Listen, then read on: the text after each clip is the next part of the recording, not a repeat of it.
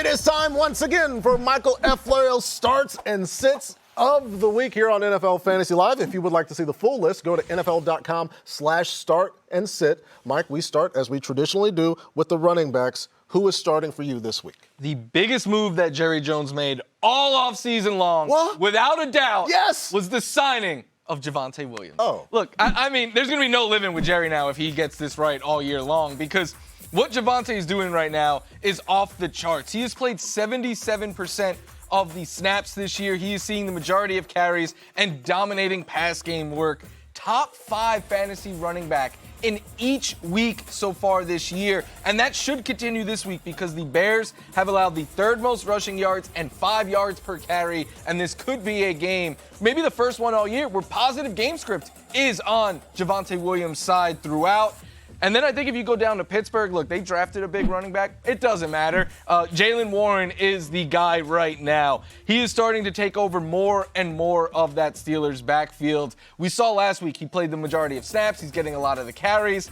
And he's also getting the goal line work, which is not something that I expected coming into this season. And we already know he is a really useful receiver, which is going to come in handy this week because the Patriots, they've allowed the 3rd most receiving yards to running backs, and they just got torched by Achane last week. It would have been even worse if Achane kept that foot in bounds on what was one of the nastiest cuts I've ever seen. Yeah, that was one of the biggest what-ifs of last week. The numbers would go up for Devon Achane, but who's going down in the running back position onto the bench?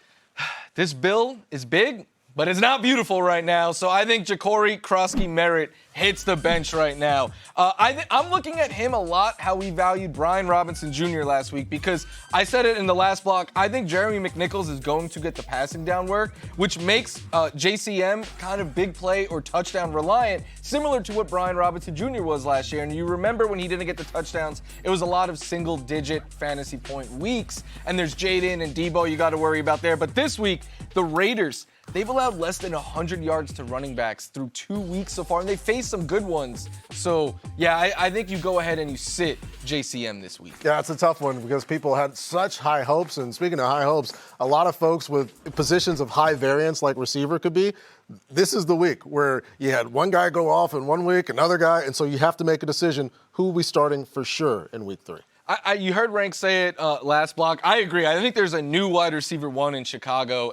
DJ Moore is not the must start there anymore. It's Rome Odunze, because right now he has 20 targets. That is nearly twice as much as anyone else on Chicago. He has all 3 of their end zone targets, by far the most air yards, and he has been the first read on a 33% of the pass plays per fantasy points data. So all the targets, the deep balls, the end zone targets, all the valuable looks are going Rome Odunze's way. And the Cowboys, they've allowed the most yards and the 3rd most touchdowns to wide receivers, and they put up a lot of points, so we could see the Bears in catch-up mode. And then I'm starting Jauan Jennings. He led the 49ers last week with 10 targets, went for 89 yards and a touchdown. There's a clear connection there between him and Mac Jones. And like Rank was saying in the last block, I think Mac Jones is not a huge downgrade in this system from Brock Purdy. Jennings was the first read on 27% of passes, and the Cardinals, they've allowed the most catches to wide receivers, and they're top 10 specifically in yards to receivers lined up out wide, like you see right here. All right, so we get those guys in our lineups. What wide receivers going benchward?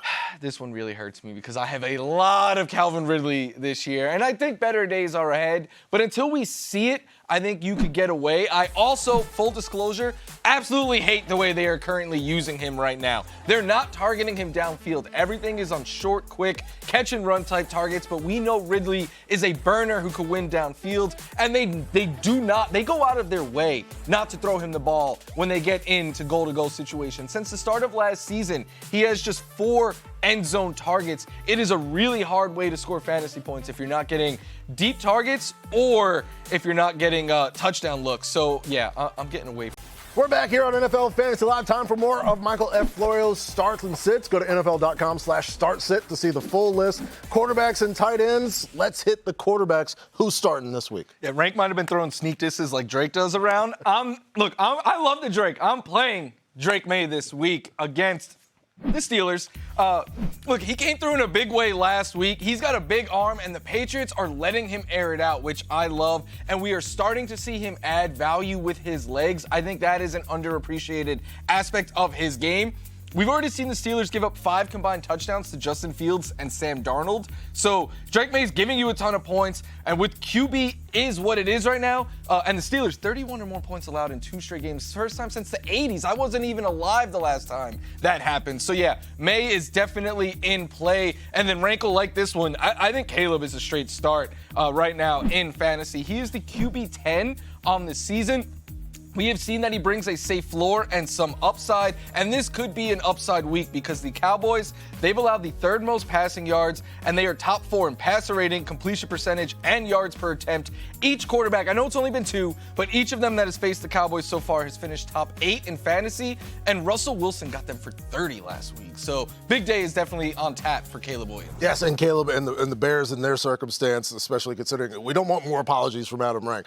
So yeah, let's get things to go better in Chicago. Let's go over to the sit side. Who's going on your bench? The quarterback that is now infamously known on our podcast as Trevor Mid Lawrence, thanks to Laquan Jones, who's right on the other side of the camera there. And yeah, if your nickname is Mid, I do not want you in my starting lineup. He is yet to finish as a QB1 right now. The reason why Liam Cohen is having to talk to Brian Thomas Jr. this week is because Trevor Lawrence is leaving a lot of production on the field right now, and he does not have a history of success in this matchup. Multiple passing touchdowns in 1 of his last 6 games against this Texans defense. He has more career interceptions than touchdowns against them. So I know you're diving a little bit deeper. A lot of you are at quarterback this week. Trevor Lawrence feels like a trap coming off of a big day against the Bengals defense. That's a trap. Let's go to the tight end position. Give us a start.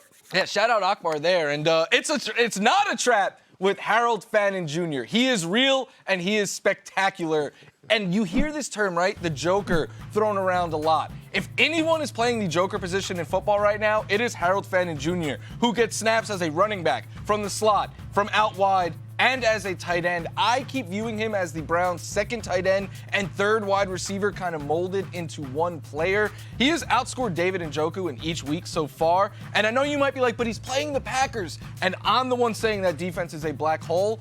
But the one way you could attack them is with the tight end. They have allowed the 5th most yards to that position. They allowed Zach Ertz to score a touchdown. So, yeah, I'm playing Harold Fannin Jr. this week where I have him. So the guy that set the college record for receptions by a tight end, turns out he's actually a pretty effective football player at the position. So who's going to sit this week at the tight end spot? Speaking of the Joker position, Sean Payton was like, Evan Ingram is going to be our Joker, and he's going to get all these catch-and-run targets, and it's going to be great for fantasy. That's how we got these stars. Yeah, Sean Payton's a liar, and he hates your fantasy team.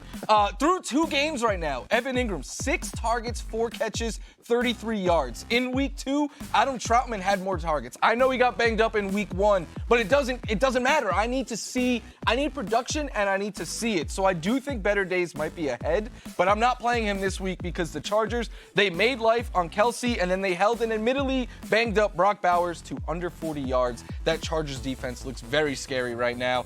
And then Patrick, I'm sorry to you on this one. It's okay. I'm sitting Mark Andrews. You can't, and it's not even really his fault, right? You can't score fantasy points if you're not having the ball thrown your way. And through 2 games, he has just 4 targets. Now, Patrick would argue that was a touchdown right there. It's a touchdown. And I don't disagree. The thing is, Mark Andrews is more touchdown dependent than any player in football. Last year, no tight end had more percentage of their points come off of touchdowns. But the Lions, they've allowed just 4 touchdowns to tight ends since the start of last season, just 51 yards allowed to the position so far this season. So because of the tough matchup and the usage not going his way, I think it's okay to sit Mark Andrews. Yeah, and it's a respectful disagreement between us because I would argue he has the most percentage of his points come from touchdowns because he scored more touchdowns as a tight end. Coming up here on NFL Fantasy Live, we look forward to Thursday Night Football. How much forward are we looking to it? We have a bold prediction, one regarding Josh Allen you won't want to miss. We'll be back on Fantasy Live.